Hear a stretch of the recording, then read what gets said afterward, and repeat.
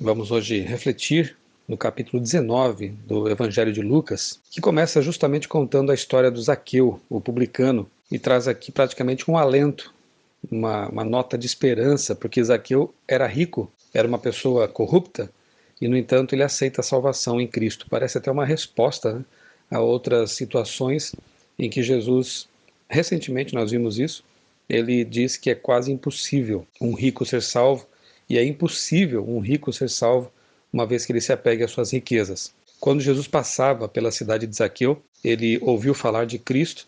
Como ele era de baixa estatura, ele subiu numa árvore. E isso é muito interessante porque Zaqueu ele não se importa então com a sua dignidade, com a convenção social. Ele se expõe inclusive ao ridículo, como um homem adulto subindo numa árvore para ver Jesus passar. Mas é uma lição para nós muito importante, porque quando nós reconhecemos a importância de Jesus em nossa vida, nada deve nos impedir de ir a Ele. Nada. Convenções sociais, a vergonha, enfim, nenhuma pessoa, nada deve servir de barreira entre nós e Jesus. Zaqueu subiu no sicômoro, a fim de vê-lo passar. Zaqueu, desce depressa, pois me convém ficar hoje em sua casa. Olha que bonito, quando Jesus passa por ali, ele vê Zaqueu. Jesus nunca deixa de perceber quando há alguém para ser salvo, alguém com o coração aberto, alguém que precisa dele, alguém que precisa dele em sua casa, em sua vida. E ele então se convida para ir à casa de Zaqueu. E aqui é dito que Zaqueu desceu depressa e recebeu Jesus com alegria. Quando Jesus entra numa casa, ali entra a alegria. Você já convidou Jesus para entrar em sua casa? Você já convidou Jesus para ser um hóspede constante em sua casa, em sua vida, em seu coração? Lembre-se de que na casa em que Jesus vive, em que Jesus habita, em que Jesus é procurado todos os dias, existe alegria, existe paz, existe salvação. Obviamente que os líderes judaicos mais uma vez ficaram decepcionados com Jesus, passaram a criticá-lo, porque afinal de contas ele entrava em casa de pecadores. Mas não é óbvio que Jesus veio para isso mesmo? Ele veio para estar com os pecadores, para salvá-los, para transformá-los. E a prova de que a vida de Zaqueu foi transformada, de que ele passou por uma real conversão, é que ele decidiu devolver aos pobres tudo aquilo que ele, como publicano, como chefe dos publicanos, ele havia roubado. Ele diz aqui: restituo 4 vezes mais se eu defraudei alguém. Isso é prova de conversão genuína. Conversão não são apenas palavras, não é apenas dizer eu conheço Jesus, eu sou de Jesus, eu sou crente. Conversão é uma atitude que envolve prática também, envolve mudança real de vida. Aquilo que eu fazia de errado, eu passo a não fazer. A lei de Deus que eu quebrava, eu passo a obedecer. Isso é cristianismo real. E Jesus termina então dizendo que houve salvação nesta casa. O Filho do Homem veio buscar e salvar o que se havia perdido. Não parece uma resposta realmente àquela pergunta que nos capítulos anteriores nós ouvimos? Quem pode ser salvo então? Se nenhum rico pode ser salvo, se eles que são tão favorecidos por Deus não podem ser salvos, que dirá dos pobres? Olha que resposta a essa pergunta. Zaqueu, um homem rico, um homem corrupto, foi salvo por Jesus uma vez que abriu o coração a ele. Não há limites para o poder perdoador e purificador de Jesus. Qualquer pessoa que realmente o buscar de todo o coração, com toda a sinceridade, pode receber a salvação e mudar a vida.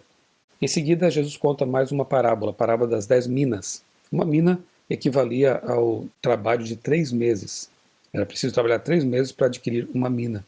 Essa parábola conta aqui de um homem, de um senhor nobre, que se ausentou, partiu para uma terra distante, com o fim de tomar posse de um reino e depois voltar. Não está claro para você o que essa parábola representa?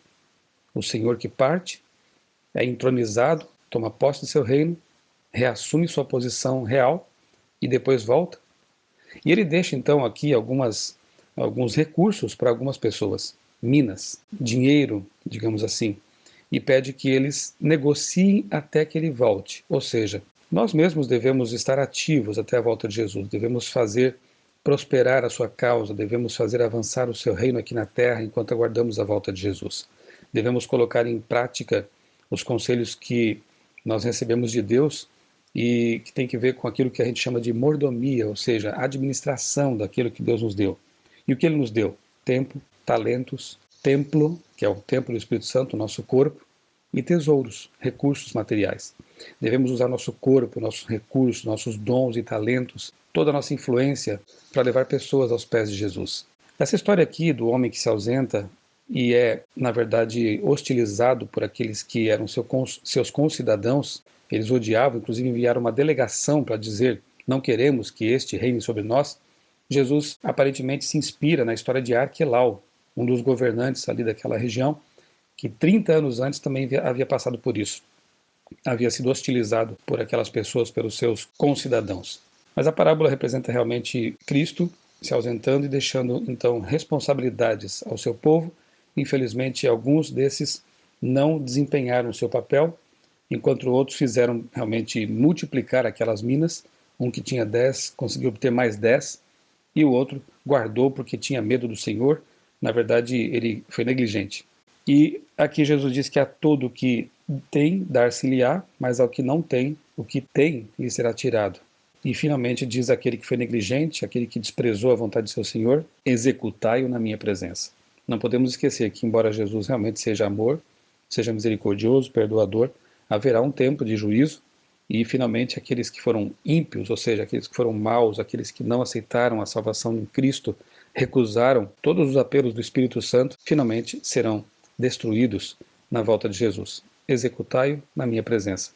Deus não mudou. Ele é amor, mas também não passa a mão na cabeça dos pecadores não arrependidos, dos ímpios, que são aqueles que, para quem o pecado é uma prática e não um acidente, como já falamos aqui, que é o que acontece na vida de um cristão, que quando cai se entristece e volta para Jesus. Jesus entra triunfalmente em Jerusalém, nós já lemos isso em outros evangelhos, mas aqui Lucas então dá o seu relato. Mais uma vez a gente lembra de Zacarias capítulo 9, verso 9, Jesus então cumpre uma profecia messiânica, o que aparentemente é estranho, porque por tanto tempo ele tentou não falar realmente que era o Messias, não deixar isso muito claro para não impedir sua obra, e aqui ele deixa então muito claro, porque Zacarias dizia que o rei entraria em Jerusalém montado num jumento. Jesus faz exatamente isso.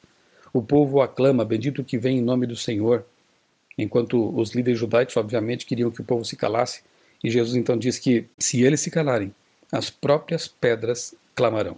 Aqui fica também uma lição para nós, né? Não permitamos que as pedras tenham que clamar, que nós anunciemos a vinda de Jesus, que nós sejamos aqueles que estão empregando os talentos, as minas, adequadamente até a volta de Cristo.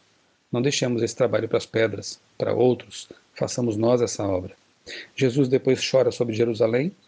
Ele chora porque naturalmente sabia que no ano 70 os romanos iriam cercar a cidade e destruí-la, como está no verso 43.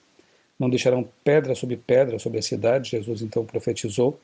Que pena que eles não reconheceram a oportunidade da sua visitação, como diz aqui o texto, que era realmente a presença do Messias, do Salvador, entre eles. Jesus purifica o templo, então aqui cumpre mais uma profecia messiânica, Malaquias capítulo 3, verso 1. Ele realmente deveria fazer isso aqui. A minha casa será chamada casa de oração para todos os povos, mas vós a transformastes em covil de salteadores.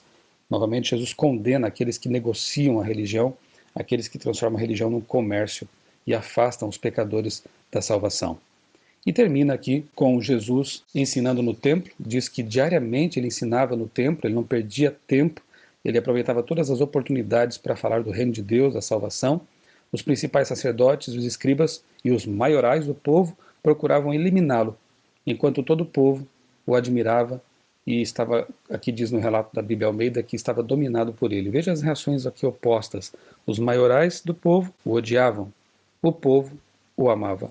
De que lado estaremos? Entre aqueles que, ao ouvir as palavras de Cristo, a rejeitam, a desprezam e até a odeiam, porque elas vão de encontro à nossa vontade, às nossas inclinações para o pecado, ou estaremos do lado daqueles que ficam admirados com as palavras de Cristo, mas não ficam apenas admirados, fazem como Zaqueu, aceitam as palavras de Cristo e o convidam para entrar em nossa vida e fazer as mudanças necessárias. Que estejamos do lado desses, realmente possamos permitir a entrada de Jesus em nossa vida, fazer bom uso dos nossos talentos, nosso tempo, como aqueles que negociaram corretamente as minas, e aceitar a palavra de Cristo, preparando-nos para a volta de Jesus. Deus o abençoe e conceda um dia realmente cheio de ricas realizações na presença de Jesus. Eu sou Michelson Borges e tenho tido o prazer de meditar diariamente na palavra de Deus, na carta de amor de Deus, juntamente com você.